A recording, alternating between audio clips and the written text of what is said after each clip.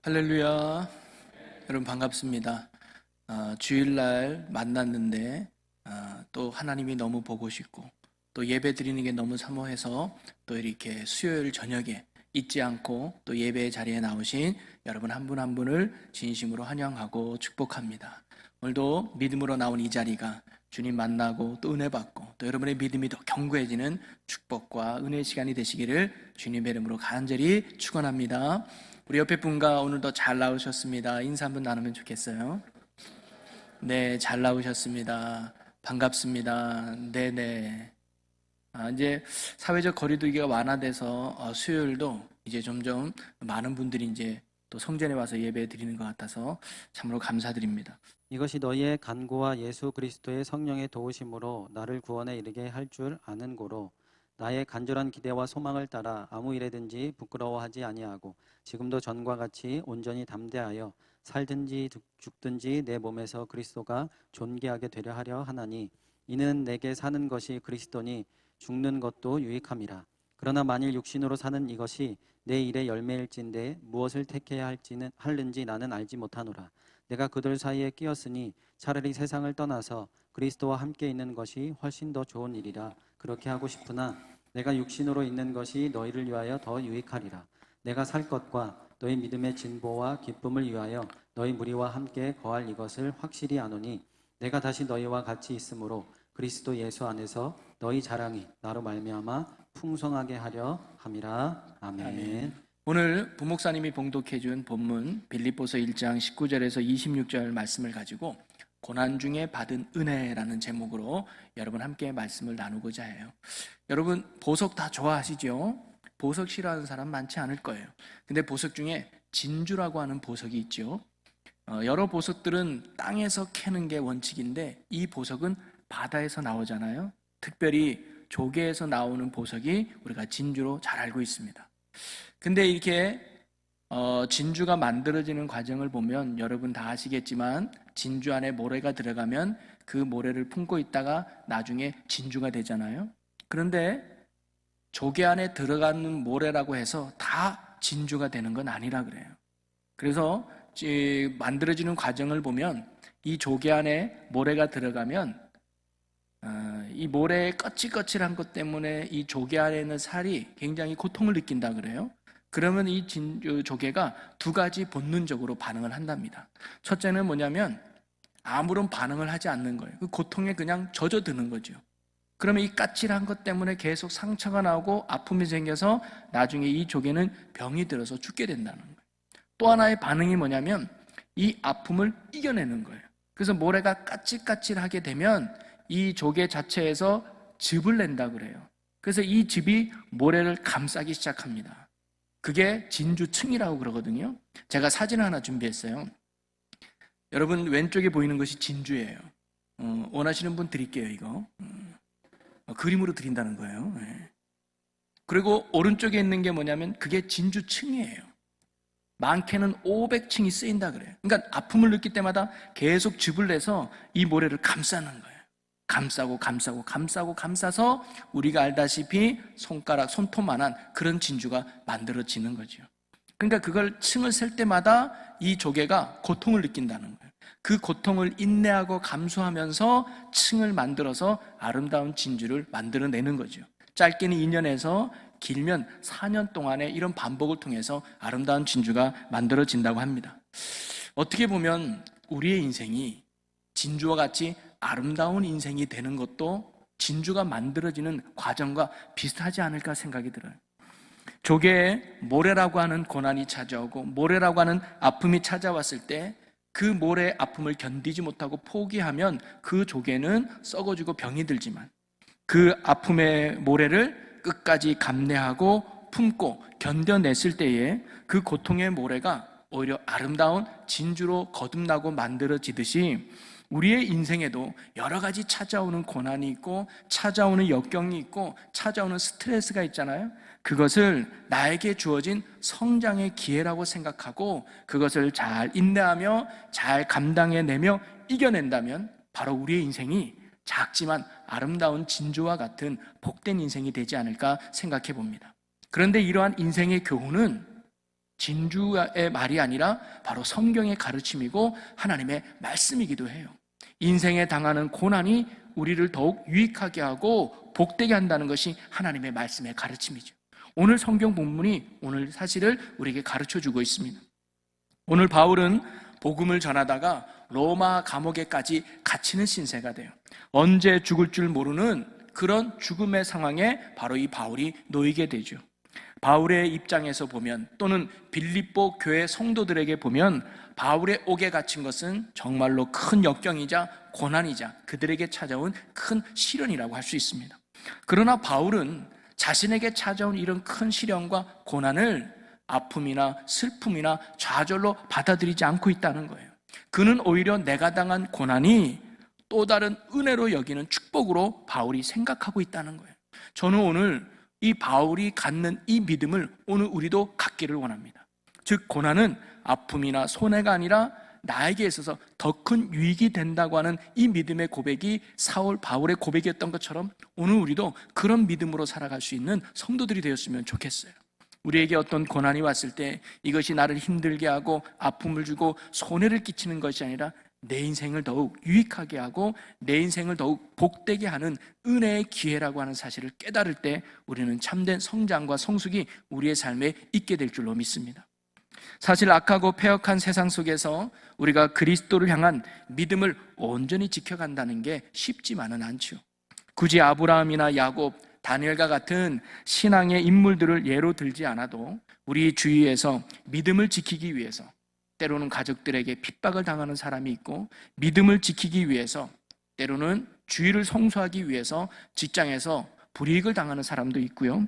때로는 심지어 육체적인 핍박이나 정신적인 고통까지 감수해내는 그런 믿음의 형제 자매들이 우리 주변에도 있죠. 그런 이러한 고난을 당할 때 우리는 때론 이 고난이 너무 크다 보면 때론 낙심하게도 되고 믿음을 포기할까라고 하는 생각이 들 때도 있죠. 야, 이렇게까지 신앙생활 해야 되나?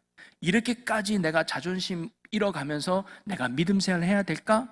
라는 흔들리는 믿음이 우리가 들 때도 있을 것입니다.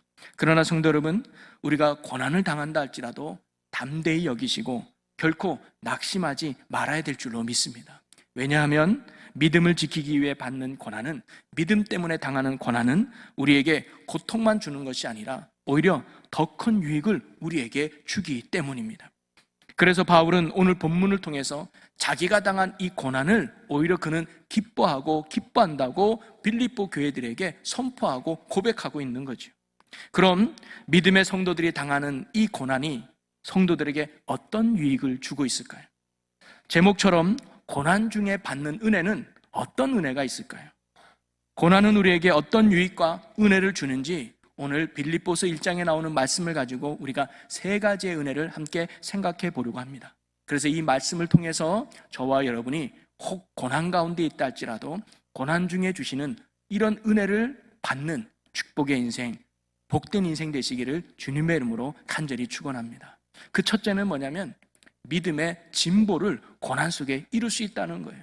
자, 바울은 25절에 이렇게 고백합니다. 우리 함께 읽어봅니다. 내가 살 것과 너희 믿음의 진보와 기쁨을 위하여 너희 무리와 함께 거할 이것을 확실히 아노니. 바울은 고백하기를 내가 당한 이 고난의 삶이 믿음의 진보를 이루기 때문에 나는 이 고난을 기뻐하고 또 기뻐한다라고 빌립보 교인들에게 신앙 고백을 하고 있는 거예요. 여기서 이 진보라고 하는 단어가 뭐냐면 발전시키다, 전진하다, 그런 의미가 있는 거예요. 즉 바울이 당한 이 고난은 오히려 나의 믿음을 더욱 발전시키고 나의 믿음을 더욱 견고하게 하고 나의 믿음을 더욱 성장하게 하는 은혜의 기회라고 바울이 고백하고 있는 겁니다. 제가 몇 번 여러분에게 이야기했던 분인데 일본의 경영의 신이라고 말하는 마스시타 고노스케라는 이 분이 사람들에게 내가 이 자리까지 오르고 성공할 수 있었던 이유를 그는 세 가지를 이야기했다 그러잖아요. 첫째는 찢어지게 가난한 게 복이었다. 두 번째는 몸이 약한 게 복이었다. 세 번째는 무식해서 못 배운 게 복이었다라고 이야기해요. 왜냐하면 어릴 때부터 집안이 너무 가난했기 때문에 안 해본 일이 없다는 거예요. 신문팔이로부터 우유 배달 할 수 있는 일은 다 하다 보니까 그 경험이 경영을 이루는 큰 밑거름이 됐다는 거죠. 또 어릴 때부터 이분이 체력이 약하고 몸이 약하다 보니까 어릴 때부터 운동을 꾸준히 해왔다는 거예요. 그 운동을 꾸준히 해온 것이 노년에까지 체력을 지킬 수 있는 원동력이 되고 힘이 되었다고 고백하죠.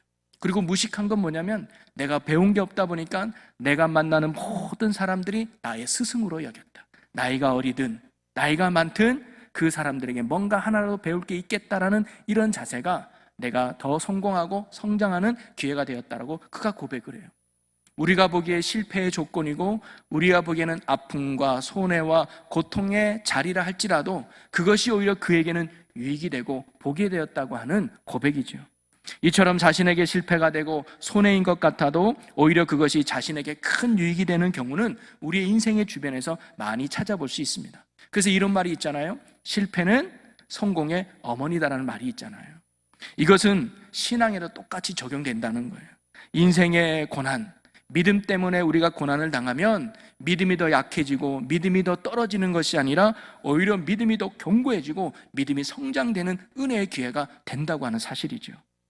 하나님을 경외하던 믿음의 사람 욥을 보면 그는 모든 재산을 하루아침에 잃어버리게 됩니다.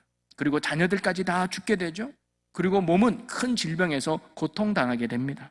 그리고 가장 사랑했던 새 친구와 아내마저 자신을 비난하고 정죄하는 고통에 그가 머물게 되죠. 그러나 그는 그러한 아픔과 고난과 고통 속에서도 하나님을 향한 믿음을 결코 잃어버리지 않습니다. 끝까지 믿음의 자리를 지키고 인내하죠. 그랬더니 욥은 오히려 그 고난 속에서 더 깊은 하나님을 체험했다라고 그가 고백을 해요. 욥기 42장 5절 말씀을 보면 내가 주께 대하여 귀로 듣기만 하였사오나 이제는 눈으로 주를 배움나이다. 고난받기 전에는 그냥 주님을 귀로 듣는 존재로만 이해했는데 이 고난 속에서 하나님이 나와 함께 하시고 하나님이 내게 힘이 되어주시고 하나님이 모든 역사의 주관자가 된다는 것을 깨달으니 이제는 귀로만 듣던 하나님이 눈으로 직접 보는 것처럼 더 가까워지고 더 신뢰한 존재로 나아갔다는 것입니다.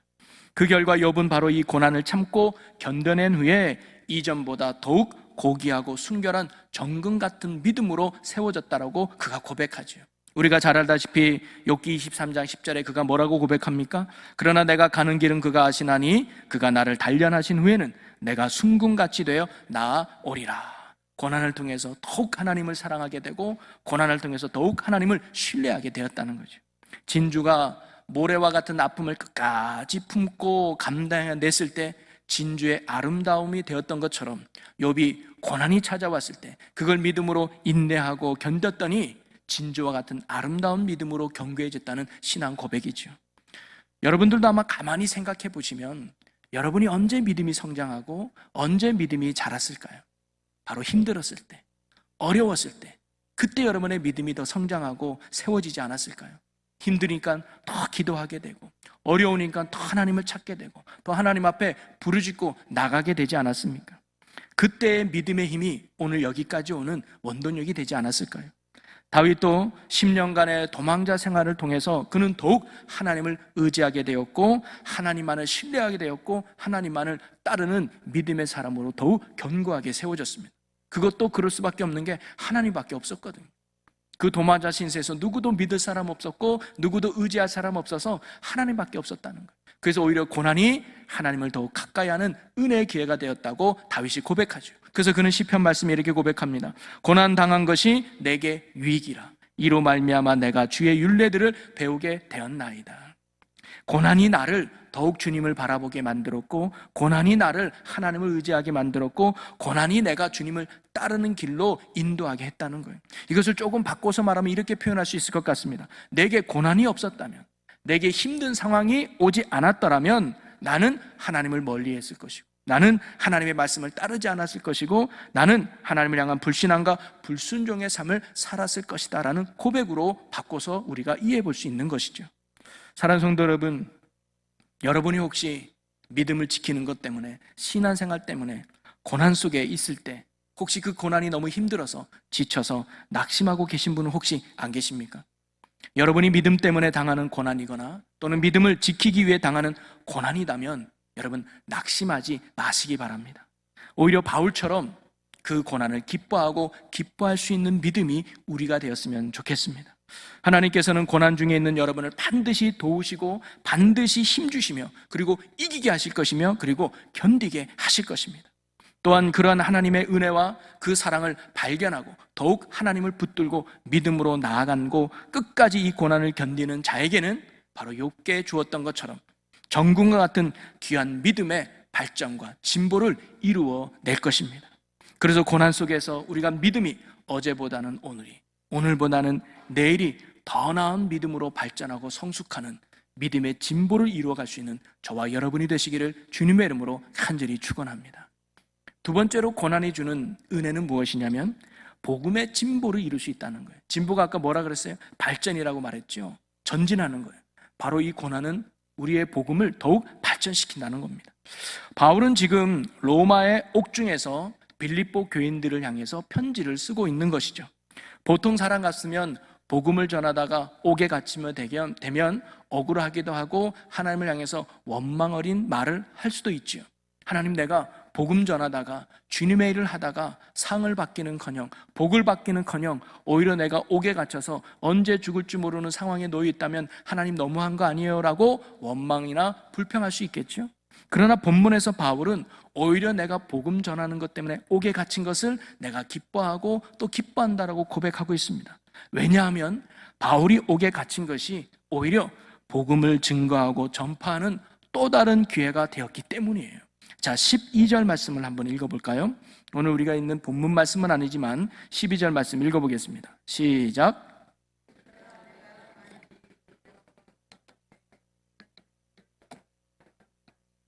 아멘. 사실 바울이 옥에 갇혔다는 것은 뭘 의미할까요? 더 이상 바울이 돌아다닐 수 없다는 걸 말하잖아요. 바울이 돌아다닐 수 없다는 말은 뭐냐면 더 이상 복음을 전할 수 없다는 상황을 말하는 거 아니에요? 즉 바울이 옥에 갇힌 것은 더 이상 복음 전파를 할 수 없는 전도가 끝났다는 것을 말하는 상황일 수 있어요. 바울이 옥에 갇힌 것은 어떻게 보면 바울의 개인뿐만 아니라 하나님께도 어떻게 보면 큰 손해 아닙니까? 또한 빌립보 교회에도 보면 큰 타격일 수 있어요. 자신들을 가르쳐주고 말씀으로 양육해야 될 영적 지도자인 바울이 옥에 갇혔다는 것은 더 이상 뭐예요? 교회 성장을 멈춘 거예요. 더 이상 우리가 양육받을 수 없는 힘든 상황에 놓여 있다는 것을 보여주는 모습이죠. 그런데 바울은 오히려 자기가 옥에 갇힌 것이 복음 전파의 장애가 아니라 복음 전파의 진전을 가져왔다라고 고백하고 있는 거예요. 오히려 복음 전파에 더 유익했다라고 말하고 있는 것이죠. 그 이유에 대해서 바울은 그 다음 절에 두 가지로 이야기하고 있어요. 그 첫 번째가 뭐냐면 13절 말씀이에요. 우리 13절 한번 읽어볼까요? 이러므로 나의 매임이 그리스도 안에서 모든 시위대 안과 그 밖의 모든 사람에게 나타났으니, 나의 매임이 그리스도 안에서, 즉 내가 그리스도 때문에 옥에 갇혔다고 하는 사실이 시위대 안과 그 밖의 모든 사람들에게 나타났다. 이 말은 뭐냐면 내가 그리스도로 살아가고 내가 믿고 있는 그리스도를 시위대와 그 모든 사람들에게 뭐예요? 증거했다는 거예요. 쉽게 말하면 복음 전했다는 거죠. 여러분, 바울이 지금 갇혀있는 이 시위대 안 할 때 이 시위대는 어디를 말하냐? 제가 주석을 보니까 황제 직속의 로마의 방위를 책임진 시위대를 말하는 거예요. 지방에 있는 별 볼 일 없는 그런 경찰서가 아니라 로마 황제를 보위하는 가장 최측근 부대, 정예 부대가 있는 부대가 시위대였다는 거예요. 이 부대는 황제의 최측근이 책임을 맡고 황제나 귀족의 친척 등이 소속된 경우가 많았다는 거예요. 어찌 보면 고위 관직자들이 많이 오고 가는 장소가 시위대라는 거예요. 가장 높은 지위에 있는 군인들이 있는 데가 바로 바울이 몸담고 있는 시위대 아니었다는 거예요. 거기에서 그가 모든 사람들에게 뭐예요? 복음을 전했다는 거예요. 바울이 만약에 감옥에 갇히지 않았다면 어찌 이런 사람들을 만날 수 있었겠는가? 어찌 이런 사람들에게 복음을 전할 수 있었겠는가? 내가 감옥에 갇혔기 때문에, 내가 시위대 안에 갇혔기 때문에 이곳에 오는 모든 사람들에게, 새로운 사람들에게 복음을 전할 수 있는 기회가 되었다라고 고백하고 있는 거죠. 그리고 또 하나가 14절입니다. 우리 14절을 읽어보겠습니다. 형제 중 다수가 나의 매임으로 말미암아 주 안에서 신뢰함으로 겁없이 하나님의 말씀을 더욱 담대히 전하게 되었느니라. 즉 바울이 옥에 갇히다 보니까 빌립보 교회 성도들 중에 또는 바울을 따르는 신실한 제자들 중에 바울의 뒤를 이어서 내가 더욱 복음을 전해야지, 내가 더욱 말씀을 잘 가르쳐야지. 지금 바울이 갇혔으니까 그렇다고 우리가 손 놓고 있을 수는 없어. 바울을 대신해서 내가 부족하지만, 아직 내가 연약하지만 내가 바울을 닮아서 바울처럼 열심히 복음을 전하고 말씀을 가르쳐야지라는 사람들이 일어나는 거예요. 그래서 바울을 혼자 할 수 있는 일을 여러 사람들이 동력하면서 더 많은 복음의 역사들이 일어났다는 거예요. 근데 그 속에는요, 바울을 사랑해서 복음을 전하는 사람도 있고 바울을 시기해서 복음을 전하는 사람도 있었다는 거예요. 정말 바울이 너무 사랑하고 존귀해서 우리가 바울이 행하는 일을 우리도 같이 하자. 그래서 바울이 지금 복음을 전할 수 없지만 우리가 그 사랑에 힘입어 우리도 열심히 복음을 전하자 하면서 예수를 믿으라고 복음 전하는 성도들이 있는 반면에 17절 말씀을 보면 그들은 나의 매임의 괴로움을 더하게 할 줄 생각하여 순수하지 못하게 다툼으로 그리스도를 전파하느니라. 오히려 바울에게 나쁜 마음을 주고 바울을 괴롭게 하기 위해서 복음 전하는 사람들이 있었다는 거예요. 이건 뭐냐면 바울이 빌립보 교회에서 굉장히 인정을 받고 지도자로서 존중을 받으니까 시기했던 사람들이 있었던 거예요. 야, 바울같이 복음을 전하는 사람 없어. 바울같이 말씀을 잘 전하는 사람 없어. 바울 대단해. 그랬더니까 좀 더 지식인들은 그 바울을 시기했던 거예요. 근데 바울이 옥에 갇히다 보니까 어떤 마음이 드느냐? 이때가 기회다. 우리도 바울보다 더 뛰어나고 바울보다 더 잘 가르칠 수 있다는 걸 보여주자. 우리도 바울처럼 전도 잘할 수 있고 복음을 전할 수 있다는 걸 가르쳐주자. 그래서 바울 없어도 돼. 바울 없어도 우리 잘 지낼 수 있어. 우리 이런 것들을 좀 보여주자. 이런 순수하지 못한 마음으로 뭐예요? 전도를 하는 거예요. 복음을 전하는 거죠. 그래도 예수 믿는 사람이 생기는 거예요. 그러면서 바울은 뭐라고 고백하냐면 그게 내가 좋아해서 하는 일이든 나를 싫어해서 하는 일이든 전파되는 것은 그리스도가 아니냐. 그것으로 나는 기뻐하고 감사한다라고 바울이 고백합니다. 어찌가 됐든 순수한 마음이든 그렇지 않든 그리스도가 많은 사람들에게 전파되니 그것이 가치 있는 일이라고 바울을 고백하면서 이와 같이 내가 옥에 갇힌 것이 오히려 복음 전파의 또 다른 기회가 되고 전진이 되었다라고 바울이 고백하고 있는 것이죠. 여러분, 바울은 어떠한 환경과 어떠한 상황 속에 있든지 늘 복음을 전하는 일에 초점을 맞춘 인생이 바울이었습니다. 그래서 그가 새로운 환경에 놓여 있을 때 전에 하던 대로 못하기 때문에 좌절하고 낭망했던 것이 아니라 새로운 환경에서는 새로운 사람들에게 새로운 방법으로 복음을 전하는 그런 눈을 열고 복음 전파에 힘썼던 사람이 바로 바울이었던 것이죠. 우리도요, 어떤 상황에 놓여 있든지 어떤 환경에 있든지 때로는 새로운 환경에 우리가 놓여 있든지 바로 새로운 복음을 증거할 수 있는 기회로 삼을 수 있는 저와 여러분이 되기를 간절히 소망합니다. 야, 전에는 이랬는데 이래는 안 돼 라고 포기하는 것이 아니라 새로운 환경에 맞게 새로운 사람들에게 복음을 전할 수 있는 그런 담대함과 용기가 우리 안에 있기를 간절히 소망합니다. 요즘 우리는 코로나라고 하는 예기치 않은 환경 속에서 우리가 살아가게 되죠. 누구도 한 번도 경험해 보지 못한 환경과 상황 속에서 지금 우리가 살아가고 있습니다. 사회적 거리두기로 인하여 사람들과의 만남이 잦아졌죠. 만남을 오히려 꺼려하고 있습니다. 그 대신 비대면으로 만나는 일도 많아지게 되죠. 교회도 이러한 환경을 피해갈 수가 없습니다. 그래서 모이는 것을 자제하고 만나는 것을 자제시켰죠. 그래서 흔히 이제 전도하기 더 힘들 거야. 만나야 복음을 전하지. 만나야 말씀을 전하지. 이제는 성도들도 은혜 받기 힘들 거야. 이제 교회가 점점 침체되고 힘든 과정에 놓일 거야 라고 생각할 수 있죠. 맞습니다. 바울이 옥에 갇힌 것이 이제는 복음 전파 끝났다. 이제 교회 성장 끝났다. 아니요. 새로운 환경 속에서 새로운 복음의 역사가 우리의 삶에 일어나게 될 줄로 믿으시기를 바랍니다. 우리는 새로운 환경 속에서 또 다른 복음 전파에 힘쓰는 믿음의 눈을 우리가 열어야 된다는 거죠. 여러분, 사람들은 직접 만나지 못하다 보니까 뭐를 활용하게 되냐? 영상을 활용하게 되죠. 또는 전화 통화를 많이 활용하게 됩니다. 교회에서도 우리가 이렇게 직접 예배당에 와서 예배 드리지 못하다 보니까 실시간 영상으로도 우리가 예배를 부득불 드리게 되죠. 물론 현장에서 갖는 그런 집중도와 은혜가 덜할 수도 있습니다. 그런데 영상이 갖는 큰 장점이 여러분 뭔지 아십니까? 그건 뭐냐면 공간의 제약을 받지 않는다는 거예요. 언제 어디서든지 내가 있는 장소에서 그 사람과 소통할 수 있고 만날 수 있다는 장점이 있습니다. 전에는 누구를 만나려면 시간을 정해야 되고 장소를 정해야 되는 거예요. 또는 그 장소에 따라서 만나는 사람의 숫자도 제한되죠. 10명밖에 못 만나거나 5명밖에 못 만나거나, 우리 교회를 보면 아무리 이 의자에 꽉 차도 600명, 700명밖에 못 앉는 거 아닙니까? 더 많이 말씀을 듣고 더 많이 예배를 드리고 싶어도 공간의 한계가 있고 인원의 제약이 있었어요. 그런데 이 영상이라는 큰 장점이 뭐냐면 공간의 제약을 받지 않아요. 미국에 있어도, 중국 땅에 있어도, 출장으로 제주도에 가 있어도, 충주에서도 동일한 시간에 만날 수 있다는 거예요. 동일한 시간에 소통할 수 있고 동일한 시간에 함께 예배할 수 있다는 큰 장점이 있어요. 그리고 인원의 제한이 없죠. 50명밖에 못 모이고 100명밖에 못 모였는지 이 영상은 100명을 넘어 1000명, 10,000명까지도 동시에 똑같은 말씀을 듣고 동시에 똑같이 기도하고 동시에 똑같은 말씀과 은혜 받을 수 있다는 큰 장점이 있다는 거예요. 교회는 이러한 사회적 변화를 잘 캐치해서 이런 변화에 맞춰서 우리가 새롭게 복음을 전하고 새롭게 전도할 수 있는 기회로 삼아야 될 줄로 믿습니다. 아유, 이 어려워, 힘들어라고 손 놓는 것이 아니라 이런 가운데 새로운 복음에 눈을 뜨고 복음 전파할 수 있는 기회로 삼아야 된다는 거죠. 그래서 우리 교회도 많이 부족하죠. 영상 장비도 전에는 거의 신경을 쓰지 않다가 이번에 코로나 때문에 영상 예배 드리는 것 때문에 몇 개 바꿨지만 그래도 많이 부족함이 있어요. 그리고 아주 연약하지만 영상팀도 조직을 했습니다.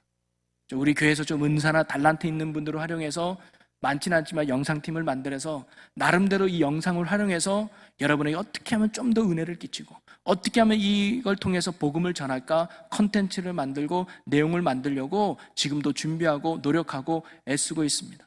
그러기에 여러분들도 이런 부분에 많은 협조와 또 많은 기도 부탁드리겠어요. 다른 거 없어요. 많이 퍼날라 주는 거예요, 여러분. 그죠? 그래서 우리 같이 이 영상 보자, 이 말씀 같이 듣자, 우리 기도의 시간에 같이 참여하자. 몸이 불편해서 못 나오신 분 우리 그 시간에 같이 말씀 들어요. 그 시간에 우리 같이 기도해요 하면서 영상을 통한 또 다른 복음의 기회, 은혜 받는 기회를 우리가 만들어서 세상은 변하다 할지라도 복음은 변하지 않는 이 능력 속에서 우리의 이 고난이 오히려 복음을 더욱 전진시키는 축복의 기회로 삼을 수 있는 저와 또 충주제일교회와 성도 여러분이 되시기를 주님의 이름으로 간절히 축원합니다. 그리고 세 번째로 고난이 주는 은혜가 뭐냐면 상급의 진보를 이룰 수 있다는 거예요. 즉 상급의 풍성함으로 나아갈 수 있다는 거죠. 자, 26절에 바울이 이렇게 고백을 합니다.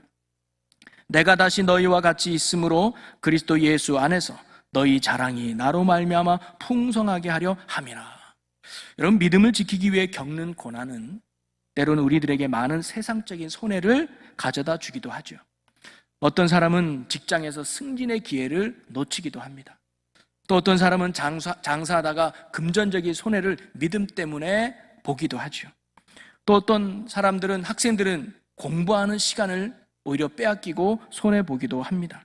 세상 친구와 멀어지면서 은근히 외로워지는 모습도 있을 수 있죠. 그러나 이러한 세상적인 손해는요, 지금 우리 눈앞에 보이는 순간적인 손해일 뿐이라는 거예요. 오히려 하나님께서는요, 욥이 고난을 당한 후에 그에게 갑절이나 더 되는 풍성한 축복을 주셨다는 것을 우리는 알고 있습니다. 우리가 이 고난을 당해서 비록 세상적인 손해를 끼친다 할지라도 그것은 앞으로 주실 하나님의 축복에 비교하면 아무것도 아니라는 거예요. 반드시 우리에게도 더 큰 축복으로 갚아주심을 여러분 믿으시기를 바랍니다. 하나님은 공짜가 없는 분이고 행한 대로 반드시 보응하시는 신실하신 하나님이시기 때문입니다. 바울은 비록 자신이 옥에 갇혀가지고 자유롭지도 못하고 고난과 역경 속에 있지만 이 고난 속에서 인내하면서 사명을 잘 감당할 때 그것은 후에 하나님의 풍성한 상급으로 이어질 것을 고백하고 있는 거예요. 다시 한번 26절 말씀을 읽어보면요, 내가 다시 너희와 같이 있으므로 그리스도 예수 안에서 너희 자랑이 나로 말미암아 풍성하게 하려 함이라. 바울은 오히려 빨리 하나님 앞에 가고 싶어 했어요. 빨리 순교당하고 싶었어요. 그런데도 내가 옥에 있지만 목숨을 유지하면서 그래도 내가 이곳에서 복음의 사명을 감당하고 빌립보 교회들에게 편지도 보내고 그들을 신앙적으로 권면해서 빌립보 교인들을 믿음으로 성장시키는 이유는 그것이 나중에 하나님 앞에 풍성한 상급으로 내게 오게 되는 것을 바울이 믿었기 때문입니다. 하나님은 힘들어도 어려워도 믿음의 자리를 견고히 지키면서 복음의 사명을 감당하는 자에게 하나님께서는 반드시 생명의 면류관, 의의 면류관을 주신다고 약속하셨습니다. 야고보서 1장 12절에 시험을 참는 자는 복이 있나니 이는 시련을 견디어낸 자가 주께서 자기를 사랑하는 자들에게 약속하신 생명의 면류관을 얻을 것이기 때문이라. 사랑하는 성도 여러분, 믿음을 지키기 위해 당하는 어떤 세상에서의 손해 때문에 혹시 걱정하거나 낙심하거나 힘들어해서 믿음이 혹 흔들리는 분이 계십니까? 그렇다면 오늘 말씀을 꼭 기억하시기 바랍니다. 우리의 결승점은 이 땅이 아니라 하나님 앞이라는 거예요. 지금의 손해는 잠깐 눈앞의 작은 손해지만 우리가 이 손해를 감당하며 끝까지 믿음으로 인내하고 우리의 사명을 감당해내면 하나님이 주시는 또 다른 축복과 은혜의 갑절이 우리의 삶에 있다는 거예요. 현재의 고난은 장차 우리에게 나타날 영광과 좋게 비교할 수 없음을 여러분 믿으시기를 바랍니다. 사랑하는 성도 여러분, 우리가 예수님을 따라가는 삶이란 항상 기쁘고 즐거운 삶만 있는 건 결코 아닙니다. 오히려 예수님이 이렇게 말씀하셨어요. 십자가를 지고 나를 따르라. 고난도 함께 받으라. 어찌 보면 예수님을 따라가는 길은 십자가를 지고 가는 고난의 길일 수 있습니다. 그러나 믿음으로 인해 당하는 이 고난을 우리가 결코 겁내거나 두려워하지 않기를 바랍니다. 고난을 인하여 우리에게 주시는 놀라운 은혜의 풍성함이 우리에게 있기 때문입니다. 여러분, 고난 속에서도 주님을 바라보시고 고난 속에서도 주님을 의지하시면 우리의 믿음이 더욱 성장하고 더욱 성장하는 축복의 믿음이 될 것입니다. 그리고 그리스도의 복음이 더욱 널리 전파될 것이며 또한 살아계신 하나님께서 우리의 믿음의 고난을 끝까지 견디해낸 여러분들에게 말할 수 없는 큰 상급으로 갚아 주실 줄로 믿습니다. 그러므로 여러분, 어떤 믿음으로 인한 고난 속에 있든지 인내하며 기뻐할 수 있는 바울과 같이 기쁨으로 이 고난을 받아들일 수 있는 저와 여러분이 되기를 간절히 소망합니다.